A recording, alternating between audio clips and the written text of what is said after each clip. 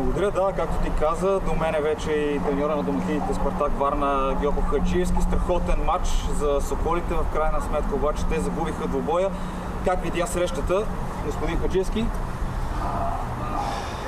Не можам да говорам многу, знаете, разочарован сум да примиш гол во последната секунда, секој биде, да всичко дадовме од себе.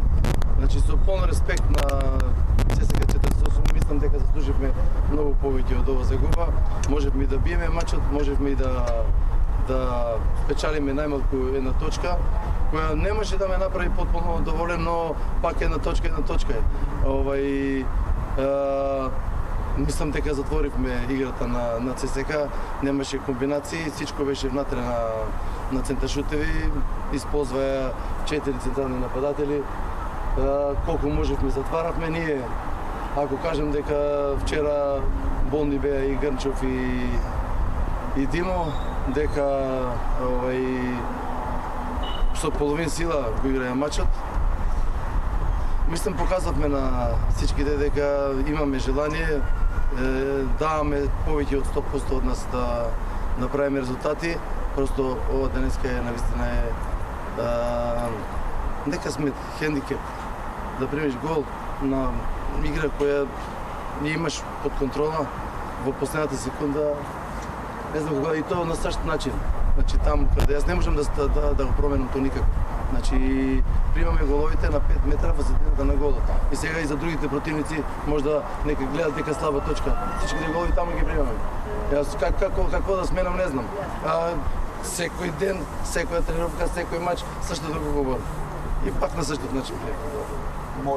Можем ли да кажем, че подредбата в отбрана при статичните положения се оказа решаваща? Точно направихте промените в защита и точно тогава падна и изравнителният гол. Добро, падна на 5 метра. Значи, таму каде има најмногу защитници, ајде да падне на втората, каде ше немаше. Ајде на првата да падна во средината, каде имаме најмногу, највисоките, најопитните вратар, всичко имаме таму. Таму не се прима гол. Се прима на комбинација на удар од надвор од работ на 16 метра, но внатре на 5 метра, кога ти со 10 човека си, противникот со 6, како можеш да примиш гол? Нема оправдување. Мислам дека јас веќе станав уморен од објаснување, същи грешки. Не знам какво да кажам. Разочаран сум многу. Но пък показахте, може би като позитив, отлично представяне в предни позиции с много положение, особено през първото полувреме. Може ли това да бъде добра платформа преди тежкия матч с шампиона Лудогорец? Но нема какво, ние нямаме избор друг. Ние мораме секој мач да даваме 100% од нас ако искаме да направиме нешто. Да останеме во групата, въпреки това, че се силни отборите.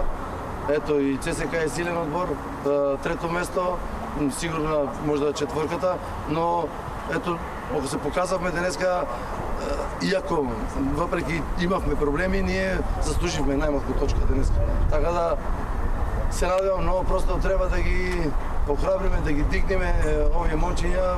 Публиката показа разбирање, поддршка, но не треба сила, навистина и не знам, разум еднаш да разбереме дека точки се печелат со мшкост и со неповтарање на същи грешки. Добре, благодаря ви.